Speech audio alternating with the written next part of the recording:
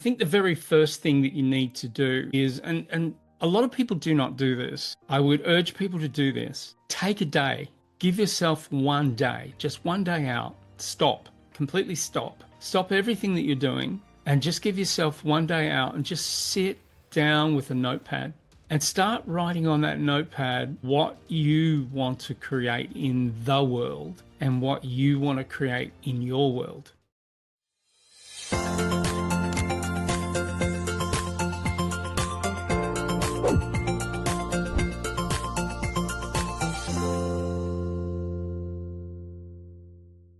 Welcome to Allow Yourself podcast, and we have a very interesting guest, also quite a friend already for me, and as a friend, I will allow him to introduce himself. His name is Rik Schnabel. So, hi Rik, welcome to the program, and here you are with the microphone so you can introduce yourself. Welcome, Beatriz. Thank you very much for the warm welcome. Okay, so introduce myself. Well, I guess I've been a brain untrainer since 2004. I started coaching in 2002. I learnt neuro-linguistic programming, which really accelerated my coaching enormously. And I've been doing that ever since. So what's that? 26 odd years I've been working in this particular space. So what I typically do is most of my days, I'm during the day I'm coaching, and during the evening I'm usually training. So I've now got, I think it's over 39,000 hours of working one-on-one with people. And mostly I help people to get through a lot of their debilitating emotions. And of course, that's what we're going to talk about today. We're going to talk about vibration. We're going to talk about emotion. We're going to talk about how to actually lift your spirit, lift your vibe, and get yourself to a space that life becomes a lot better. So I'm going to give you some formulas around that today.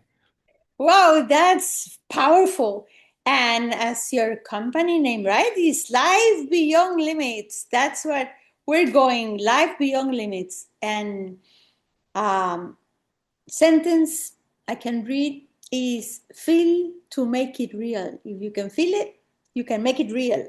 So here we start the Allow Ourselves podcast, Rik, with the question, when you hear allow yourself, what comes to mind? The first thing that comes to mind when I think of allow yourself is the truth is that what we have is we have free will. We've always been given that. It's a gift at birth, free will. But the thing that we find is sometimes the will that we have, the things that we want to create in our lives, don't happen, not always. And so that's been the most curious point in my life. How do you get to create the sort of world that you really want to create in your life? How do you actually do that? And that's what comes to me is get beyond your limits. Oh, yeah, that's beautiful. And it sounds easy, yeah?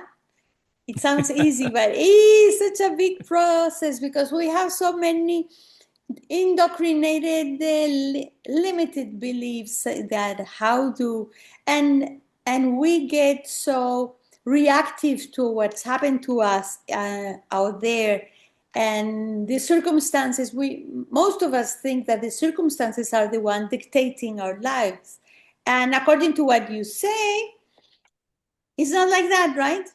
No, not at all. I mean, a lot of people think that the world happens to you, but those who seem to get ahead and have an advantage in life, they believe that the world does it for you. And it's a completely different perspective. And I know this quite intimately in the fact that the first 40 years of my life, I was the guy who the world was doing it to me. And I had my coach said one of the most challenging things to get me through was getting out of victim. And it was like I had this victim mentality, such as I was unlucky, things don't work for me, people don't like me, and they were all of these beliefs and ideas that what they were really doing was actually holding my vibration down. And your vibration is probably the most productive thing that you can have in your body. Like it's your feeling. Like to think of a vibration is essentially just like a feeling. It's something that you have in your body that unfortunately many people don't want feelings. What they do is they aim to suppress, and you hear this quite often in conversations, suck it up, get over it. Big boys don't cry, girls don't cry. Come on, stop whinging, stop whining, stop moaning, all of these sorts of things. And particularly in a digital age, where we are in this digital age is you think about emotion. So emotion means that your emotions move you, they move things. But, ever since we got this thing called email, all of a sudden emotions started coming out of our connections. It was very difficult to put tonality and physiology into your emails. And, these days, because we have such a digital kind of footprint now, we get on Zoom calls, like here we are here, we send emails to people, and many of us operate from behind a screen.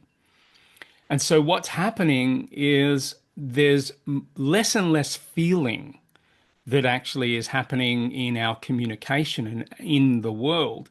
Now, as a result of that, more and more people are feeling like they're not getting ahead. They're not moving. They're not moving through their limits. They're not really getting the life that they really, really want. And it's because they are denying their feelings.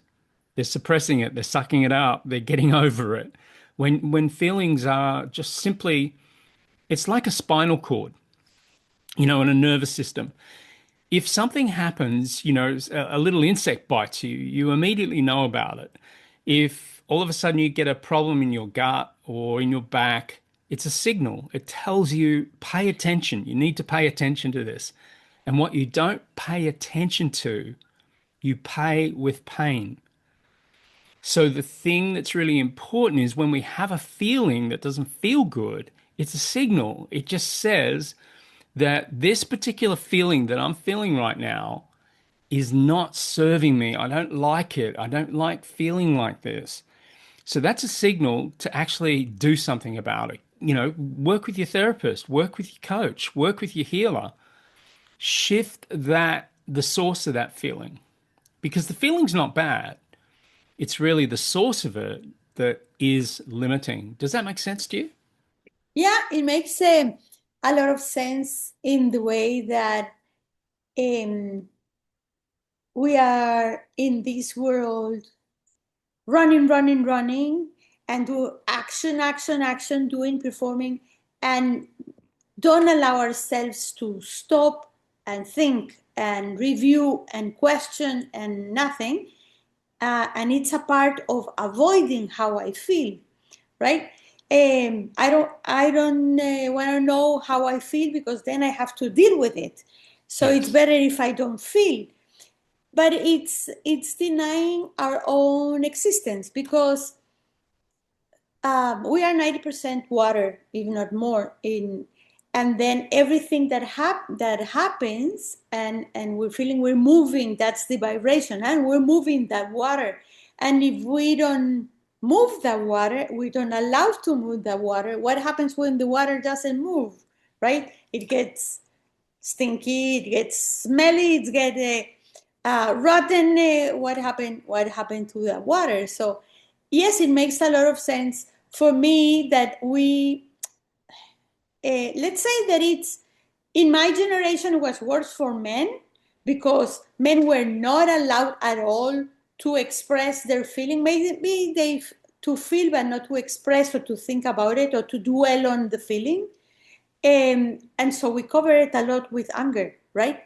It Yeah. doesn't matter. Everything was covered with anger. It's not sadness. It's not grief. It's just anger. I remember, I'm talking about myself. When I was a kid, that was the only feeling that I was allowed to express. If I'm sad, if I'm crying, if I'm frustrated, if I'm I don't know, um, was not allowed to express. There were only two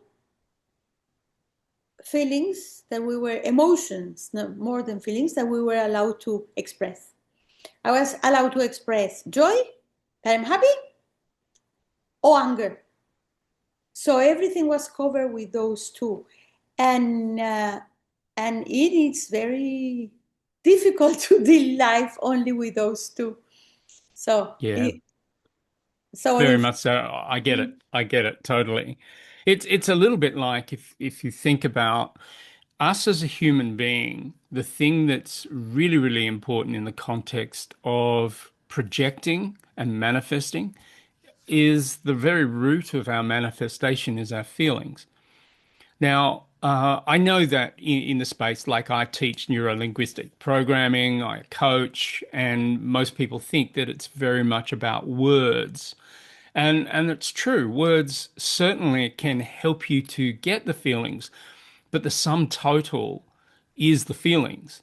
Like if you're basically if someone comes up to you and you're not feeling so good and they say, "How are you feeling?" and you say, "Good."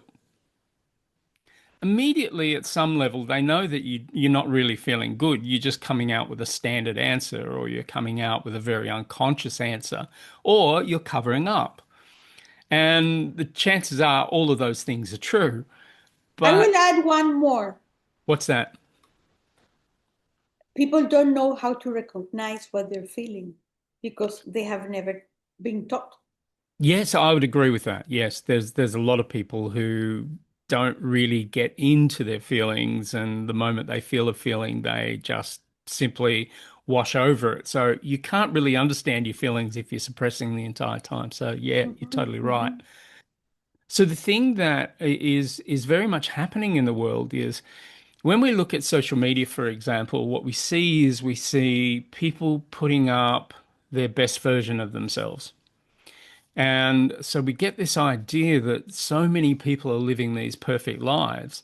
And because we're human beings and we measure based on judgment, what we'll do is we'll compare ourselves to those lives. And then because we know our lives 24/7 and fully, not just on a social media profile, what happens is we start to compare and we start to think everyone else is living a better life than I am.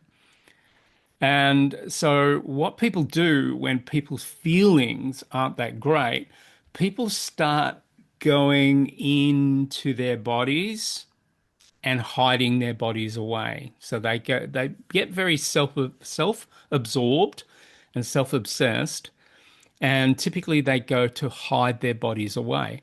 So they'll hide in their bedrooms, they'll hide in their lounge rooms, they'll hide behind their computers and things like that. And they won't take themselves out into the world because they think that everyone else's life is just so perfect and theirs isn't. And that's a completely misrepresentation and it's not true at all. So this, because we're living in such a digital world, this is what it's looking like for a lot of people. So the most important thing is really what we've got to do is we've got to really learn how do we get into those emotions and how do we shift them. And the true answer to that is you can do it in numerous ways. You can work with any sort of therapist, any sort of coach, any sort of healer. It's difficult to do it on your own because sometimes what we can't see is we can't see ourselves completely. We can't hear ourselves. It's a, that is so true and such a fact that if you, coming back to the social media, you compare yourself to the others, what you see. But what about if you go to your profile and you see what you have posted? But most of the people don't do that. if you go to your own profile and see what you have posted, you can see how fake it is. You can see that it's only the highlights and sometimes even edited those highlights. And if you are doing that, imagine the others what they're doing. So, and you say we cannot see ourselves. The only way to see ourselves is with other people and mirrors, right? Is we can Yeah. turn around 360 and see everything what it's happening around the only thing we cannot see is this. Mm. Oh, A Harvard professor, Zoltman, said that 97% of all our thoughts, emotions are all unconscious. So 97% of everything we do is unconscious. And this is why it's quite difficult to really actually see your own emotions and feel your own emotions and know the very source of those emotions because we are actually too close to it. And the thing that and there are no, so we cannot see it. yeah, absolutely. And there was a particular model that, one thing that I'd just like to share with you, and that is there's a particular thing that we teach in our life coach and NLP practitioner training, and it's based on a doctor called David R. Hawkins. Now, he wrote a book many years ago called Power versus Force. Now, I'd like to start before I go there to talk about a particular gentleman called Gottfried Wilhelm Leibniz. Now, he was noted as a polymathematician, and he said that the more delusionally optimistic you are, the more life rewards you. So Wow. the more delusionally optimistic you are. In other words, if you've got nothing to be optimistic about, but you're choosing to be optimistic, this can have an incredible benefit. Now, what we've seen is we've seen the world go a little bit crazy. And so a lot of people have lost hope, have lost faith, have, their feelings have dropped. And as a collective consciousness, what is actually happening to the world is that we're not manifesting the sort of world that we really want because we're stuck in the illusion of what we think it is. So the thing that we've got to understand is that frequency is basically a pulse between 1 second. So the frequency basically goes up and down, it goes to highs and goes to lows. And however many pulses that we get in a frequency or what's called an oscillation within that frequency, it basically determines the number of oscillations. So if the oscillations go once through a second of time, then that's 1 hertz. If it goes through two, it's 2 hertzes. So essentially, a frequency determines what happens in the world. Now, going back to David Hawkins, what basically he said is he basically said that what we have, he started measuring various emotions. So he measured shame at 20 hertz. So it's a pretty low frequency at about 20 hertz. At about 30 hertz, he measured guilt. And then 50 hertz was apathy. And then 75 hertz was grief.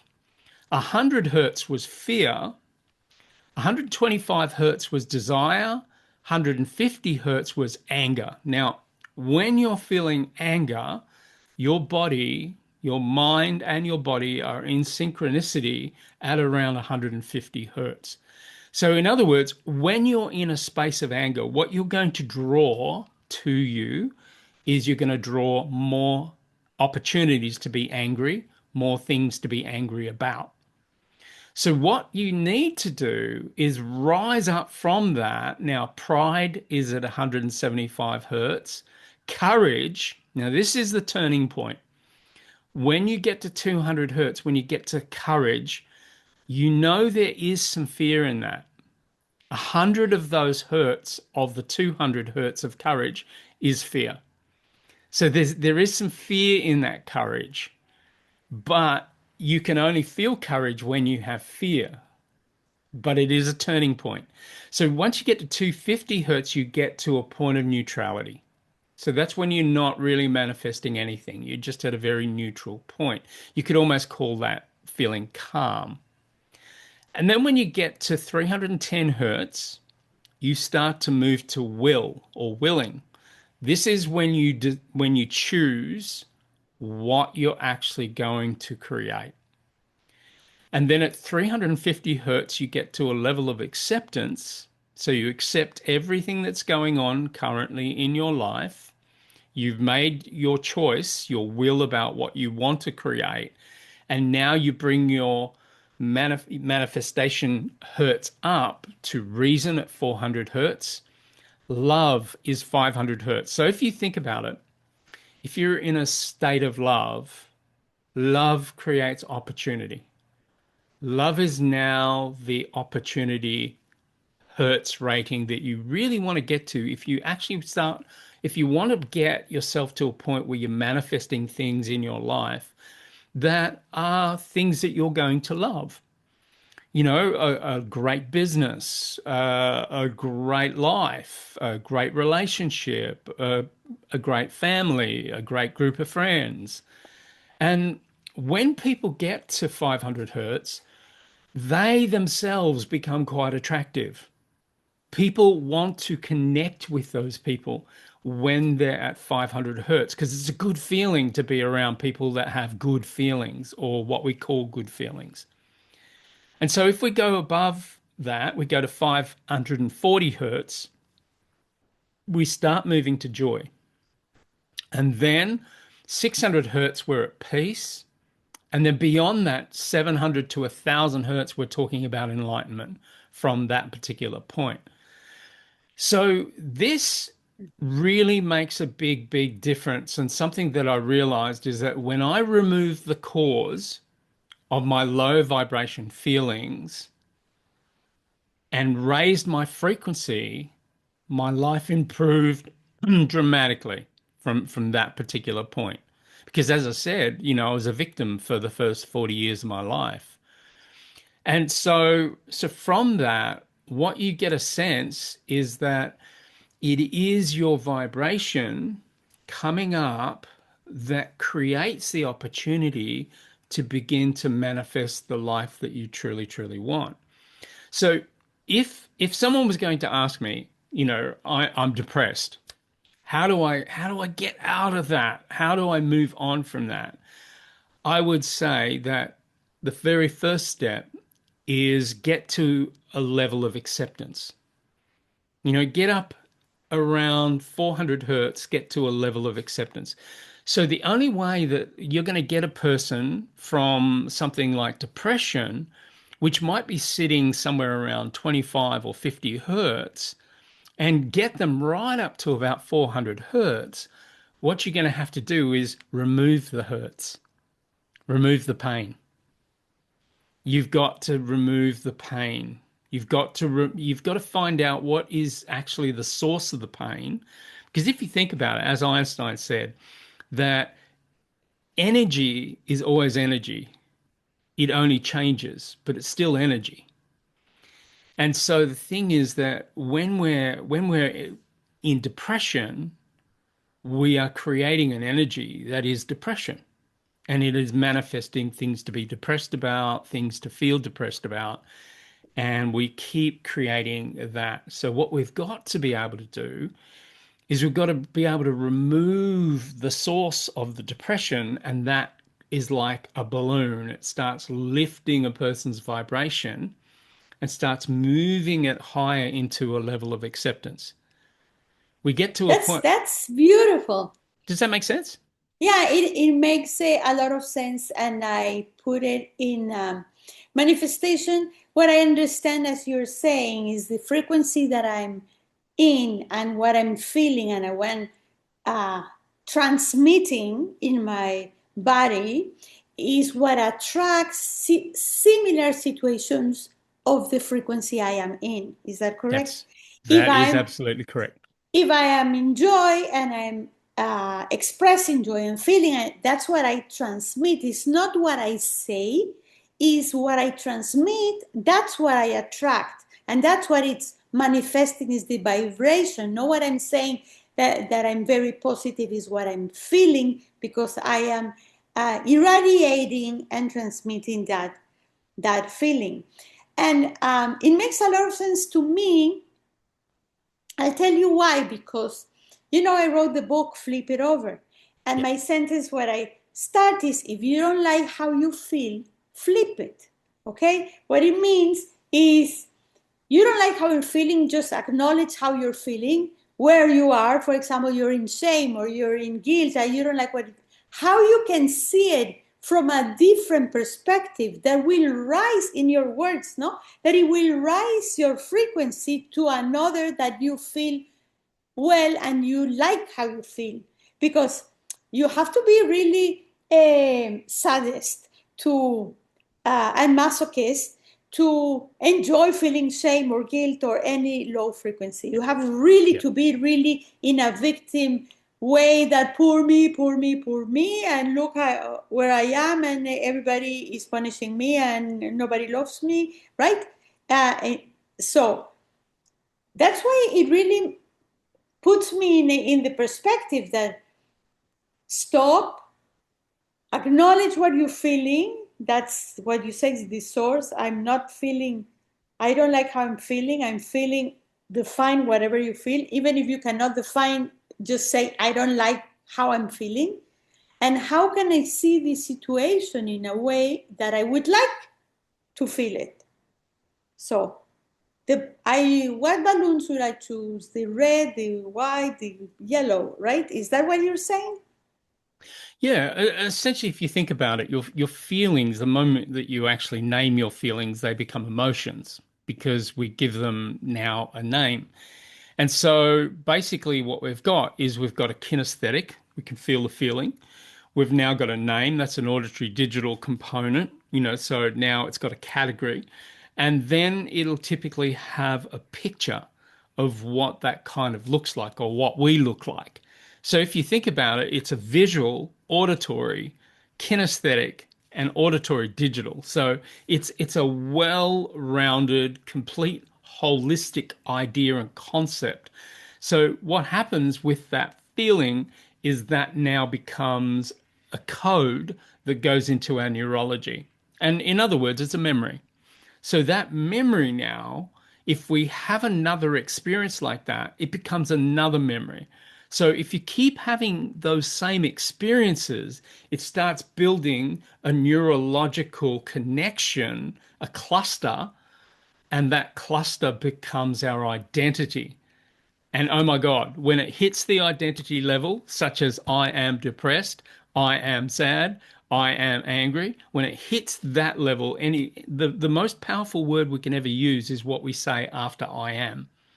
So if it gets to the identity level, now that's you're going to make your coach's life harder, your therapist's life harder, your healer's life harder, because they've got to start to remove it at the identity level by starting at the very bottom. When did it begin? What happened? Who saw what, who said what, who did what, and find out all the detail of how it occurred in the first place. And then they've got to shift your perspective. And then by doing that, then they help to shift your identity. So things that hit at the identity level are the most powerful of all. Oh, and that comes very early in our life, the I am. I remember in a company that I said, here everybody is family because everybody has the same last name. No, I am Beatriz from Coca-Cola. Everybody says, hello, this is Beatriz from Coca-Cola. So that's my last name. So everybody is I get the identity or the corporate of the employer behind me, Yes. and that's one part. The other is I remember when my kids start saying, "I'm a pianist," And I keep saying, no, you're not a pianist. You play piano. You play the piano. You're a lot of other things. You're not a pianist. You play the piano. Even if they were excellent and international playing and everything, they were really good. But for me, was because I didn't like to be tagged. So probably I had that from very small age. I didn't like to tag others and to allow my kids to tag themselves. Just I am this, right? And you said I am with the emotion. I am depressed, and I am. But we are also in our life taught to define ourselves with what we study. I am an engineer. Yes. I am a psychologist. So if I don't find, the hardest part is if it sticks so hard that identity, as you said, when you get to the level of the identity, that if you don't find a job like an engineer, you're frustrated and depressed because it doesn't match. So you go down again. So the importance of taking all those tags, or I'm an autist, I'm in the spectrum, right? What do we hear all the time lately? It's it's hard. How do you help people that tag themselves as I'm intense, I'm autistic, I'm things that are usually negative? How do you take them out of that frequency in order to move to a higher emotional frequency?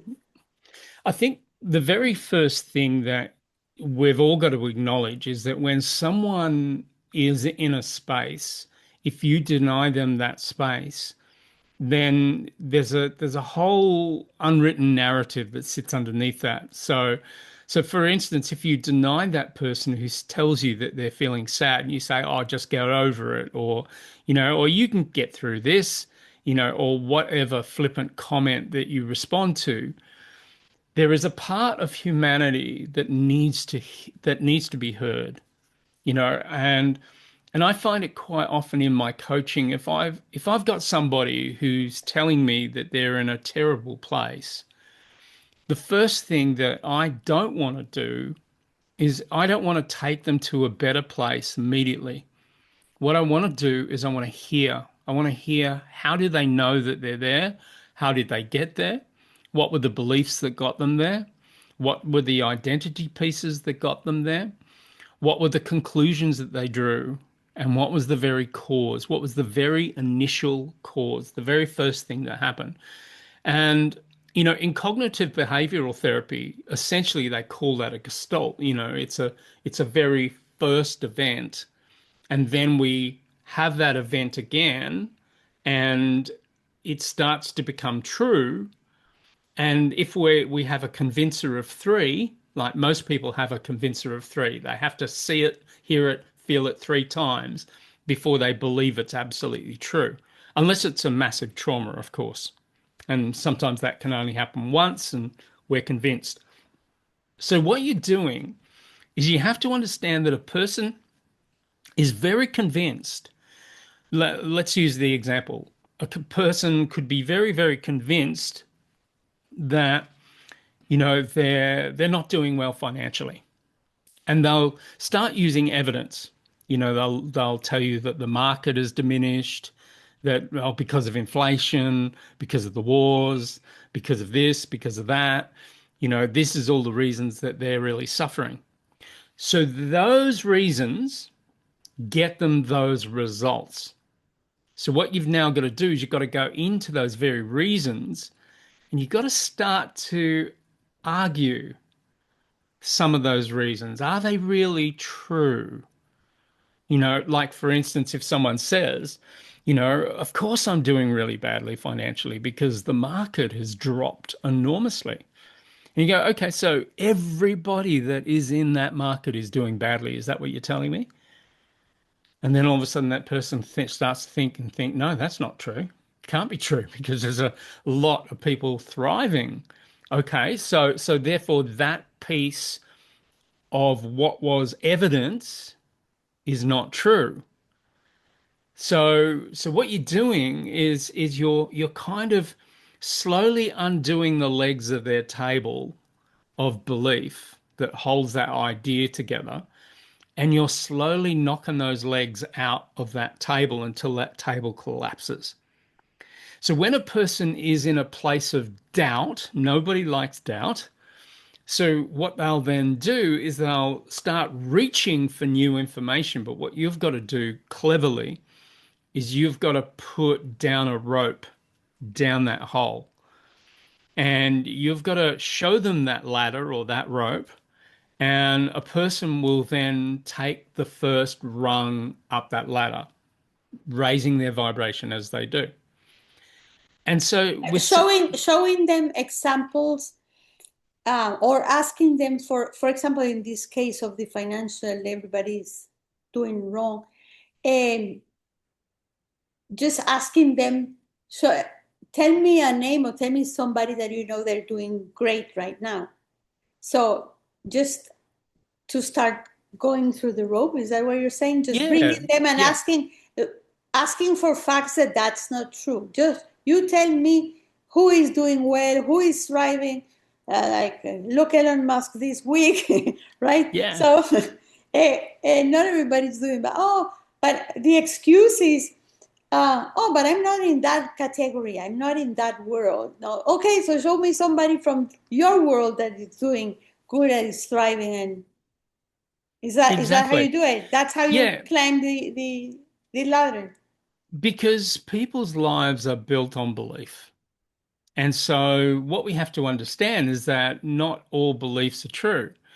But the very first reaction, the very first thing, if you think about friends that you have and colleagues that you have, and they'll tell you, I'm feeling terrible at the moment.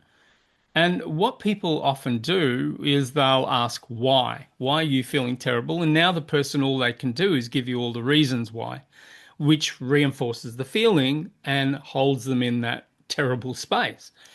Very few people think to ask, okay, so tell me what's going on for you, and they'll tell you the story, and then say, well, is that true?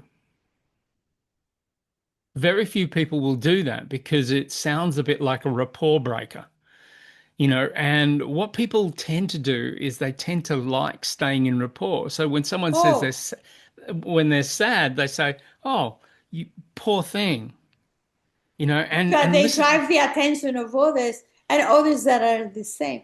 You yeah, but remind me. You remind me a friend of mine. Sorry that I interrupted you, because we are still friends since high school. We are best friends since we were 15. So it's a number of years. a lot. 40, 20, 50, 50 years already. Wow, that we're friends.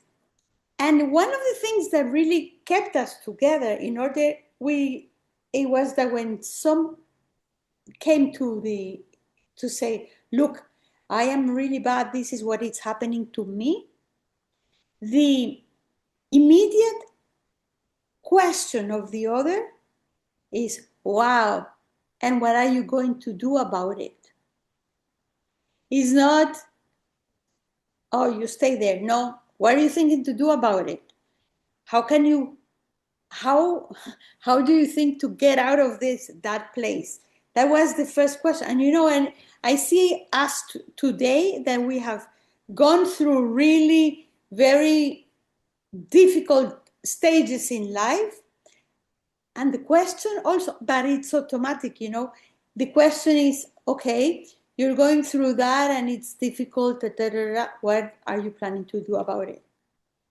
So it's like takes you immediately out of the situation of, okay, I acknowledge this is really bad and how I'm planning to get out of it to go to another place.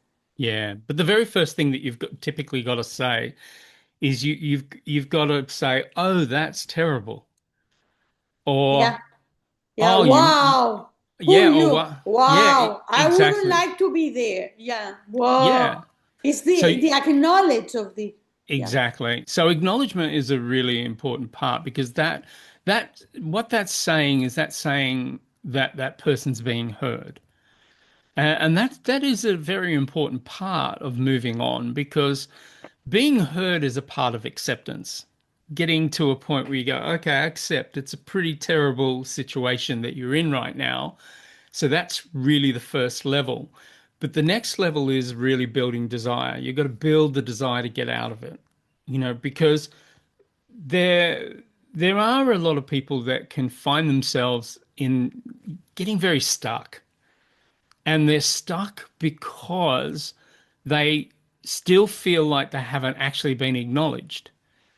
And some people will just keep telling the same story until they get the sort of answer that they're really wanting from somebody. But ultimately, they become whingers or complainers or that negative person if they don't get out of that particular pattern. But what they often get is a lot of people supporting that pattern around them, so they stay stuck in that particular pattern. And as I said earlier, it's the nervous system telling you that something needs attention, but we've got to give it the right attention. And it's interesting what you just said, because I will link it to identity, because if you keep telling the same story where you're stuck or something Yeah. that happened to you, people name you like, oh, he's the one that had the that problem. He's the one that went to jail. He's the one that so it becomes your identity on the other Mm. people. So that's even harder to get out of it if you keep telling the same story, unless you really shift it. That creates codependence. And so everyone is in on it. Everyone is in on it. Like, I'll give you an example that should make a lot of sense to everyone listening. I've specialized over the years in a process that I designed to help people to get out of depression. And I can guarantee it. If a person comes into the program, by about the fifth session, they should significantly feel better. If not, they're completely out of the depression. But the very first thing that I learned as I built this program is the very first client that I had, I got him out of depression in the first sitting. And the problem with that was it might sound great going from depressed to not depressed in one coaching session. But the problem with that was that I can remember he was shaking my hand. I had a clinic and where he was my very last client, so it's late in the evening. He's in the car park and he's just shaking my hand. And he wouldn't let go. He's just completely shaking my hand. He's not even conscious that he's still shaking my hand. And the reason was because he was in a state of shock. He had gone from he was depressed for 6 years, and going from being depressed over 6 years, which is a really, really long time, to not feeling that depression anymore in his body was to him a shock. Yeah, And he doesn't know how to behave. exactly. And he said, I feel so different. And he said, this feeling is so unfamiliar to me. And I said, excellent. And he said, what do I do now? I said, now? I said, in our next session, it's time to reinvent yourself. It's time to rebuild your identity without the depression. And that took another 2 sessions of helping him to rebuild himself. He felt so different because the cause of the depression was gone. I altered his perspective on the very reason that he was having the depression in the first place. So he couldn't hold on to that anymore. So he either had to recreate something else or completely let it go. So he let it go, which was great. But then what you've got to do is, because a person has been out of kilter, out of sync for so long, you've got to help them to reform and reshape their identity. So you'll give them things to do, small tasks to do on a regular basis that helps them feel better about themselves, helps them feel more positive about themselves. Because identity is probably the linchpin in holding us together and telling us who we are and what we are meant to do. A little bit like the example that you spoke of, when people have titles. Like, I hate to say this, but we are now going through quite a crisis. And the crisis is a lot of people are retiring. And, as you say, get on the phone and say, hey, I'm Beatriz from Coca-Cola. So you're Beatriz Coca-Cola. And then when you no longer work for Coca-Cola or you no longer have a job, then you're just Beatriz. And And who so, are you without Coca-Cola? Now, who yeah, are you without all that around? exactly. So again, they've got to build that identity because, you know, identity, if you think about it, it has a lot of feelings associated with it. How do you feel about yourself with that identity? And as we said at the very beginning, you've got to feel to make it real. And, if you are not happy with the reality that is happening in your world, then you've got to work out what are the feelings that are going to make my new reality. And that's got to be your prime feeling that you manage in your body for most of your day in order to build that new world. I call it that feeling that you're just saying, how to reinvent yourself. I call it, what's the story you're telling yourself? Hmm. So that story, it's not anymore. So what's the new story?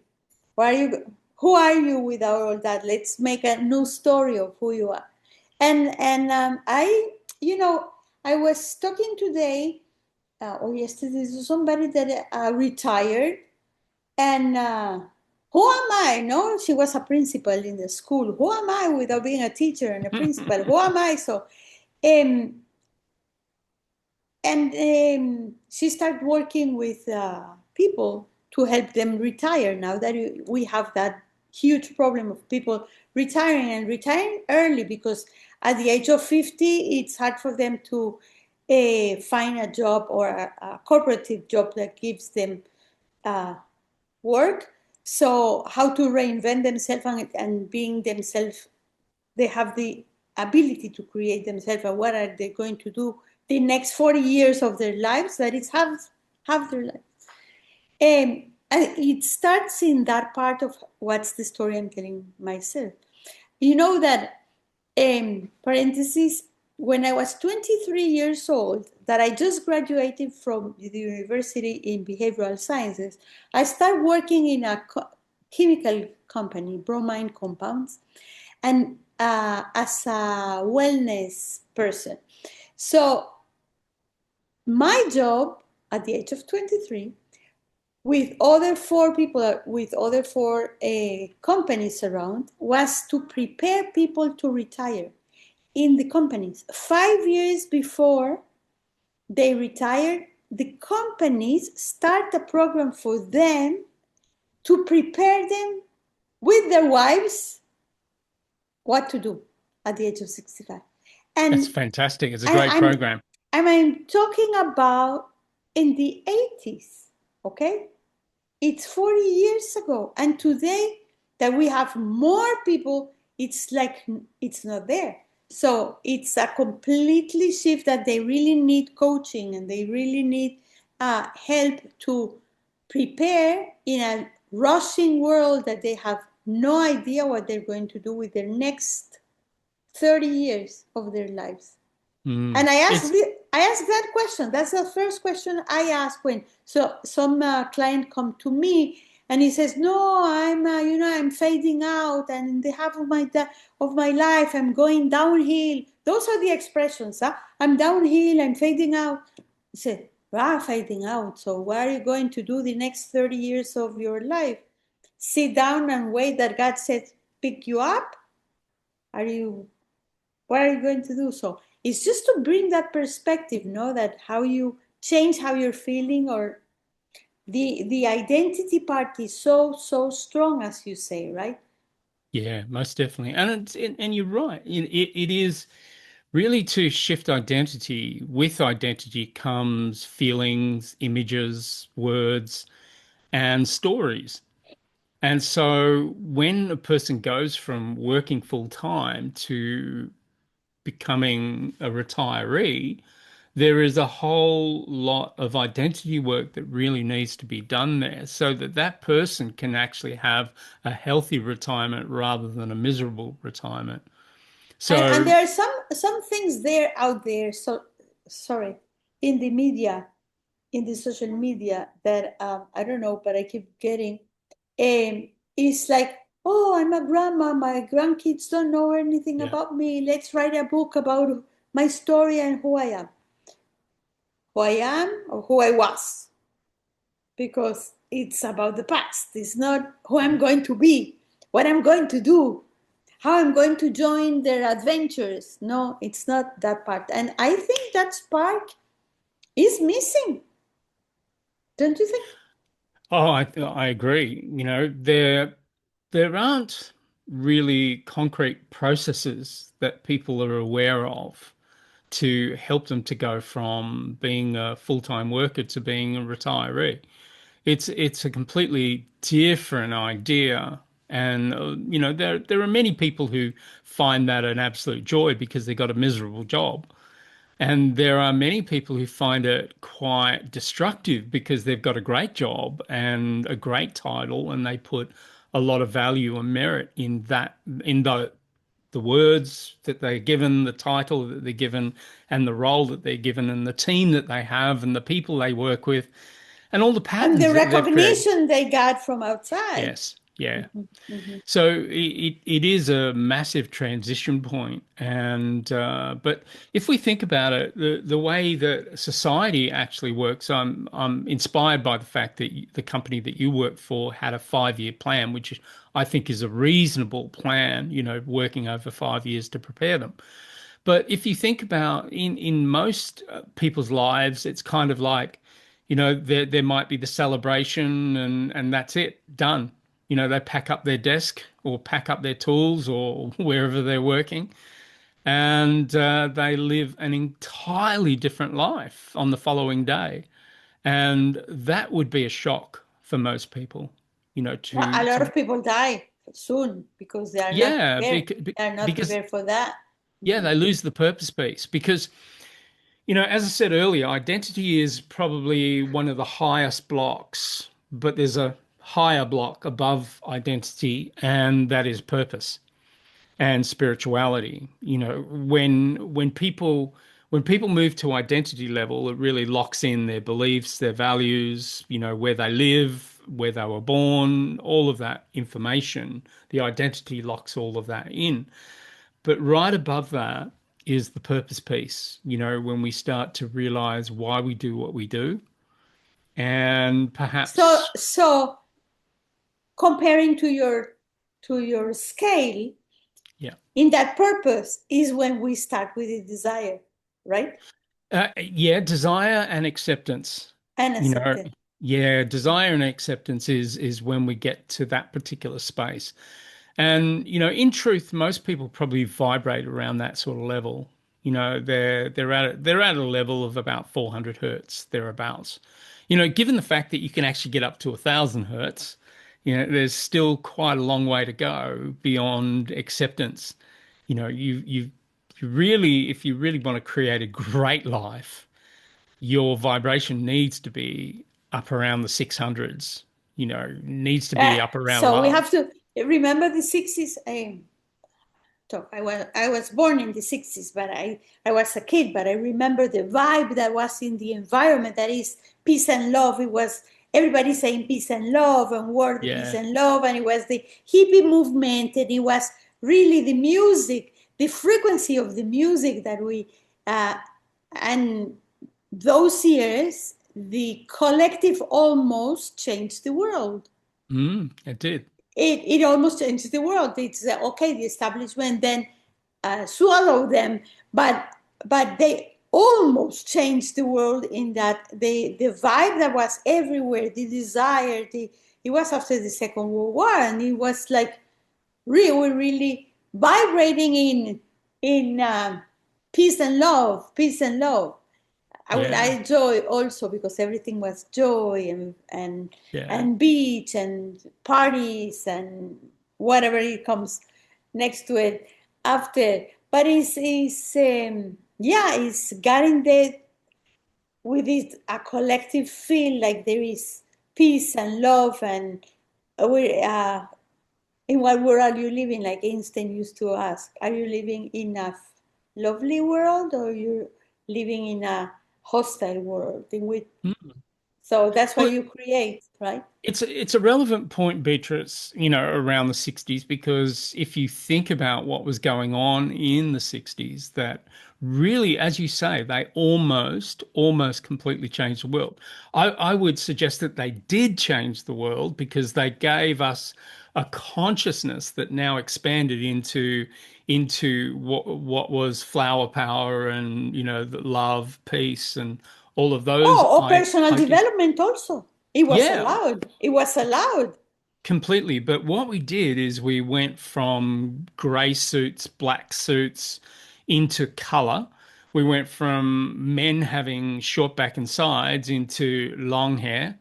And so what was happening is we had so many things began to change around that particular time. And And of go to course, allow yourself, they allow themselves to be them and to wear long, the Beatles, no, the long hair and to have and to sing in different frequencies of what it was the establishment and they allow themselves going to allow themselves to be them and to love and to free and freedom, right? Freedom was the yeah. Mhm. So the thing is that what if you think about it, around that particular time, what that was actually doing, the introduction of new colors, new ways of looking, new ways of thinking, was an expansive energy. And that expansive energy, what it did from a consciousness level, it expanded dramatically, but at the same time, it raised the vibration, or it aimed to raise the vibration right up into the love space. But of course, we saw the nasties in the world. The Vietnam War happened, the Korean War happened, and there was hell on earth for a little bit of time. And there was the conscription thing that occurred, and based on people's birthdays, and it was a horrible time, but it was also a wonderful time at the same time. And if you think about the world right now, It's the we're same. actually, it's the same thing. It's the same playbook. we You we know, have the World Cup going on, and then we have the war going on. yeah, So, what are you watching the news, or are you watching the World Cup? Are you screaming and being very passionate about because soccer comes with that, and in Latin America, it's even more the football that people stop working just to be in the World Cup to watch the World Cup, or you're thinking about Russia, Ukraine, Iran, Israel, whatever. What's what's going on? We are in what world that we live in. So yeah. But the thing that I guess that I really want to say to everyone listening is you might be looking at the world and thinking it's terrible at the moment, with all the wars, inflation, our carrot top friend in America, and all the things that are going on in the world right now might look really, really bad. But the truth is that at this particular juncture, we've also got a lot of good happening, because when there's a lot of darkness on the world, what happens is you equally often see a lot of light. And there's a lot of people working, healers, speakers, influencers, many, many people who are also saying, hey, there's a better way than this. And that creates that incredible opportunity to create an amazing polarity. And I think that, now more than ever, I think what we're really beginning to see is where we're really beginning to see a lot of people who are standing up, not so much in the context of what used to happen in the 60s and the 70s and beyond, the riots and the demonstrations and things like that. I think what we're starting to see is we're seeing lots of smaller groups all getting up together and supporting themselves and each other. And I think we're in a good space actually. We really, really are. It's sometimes you got to see the bad to highlight the good. um, it, it has to be dark so you can see the stars. Yeah. Right? You don't see them. So yeah, I agree with you. And Ricky, and what is something that you have to allow yourself now in order to move to your next step in life? Is there I anything? think I think the very first thing that you need to do is, and a lot of people do not do this.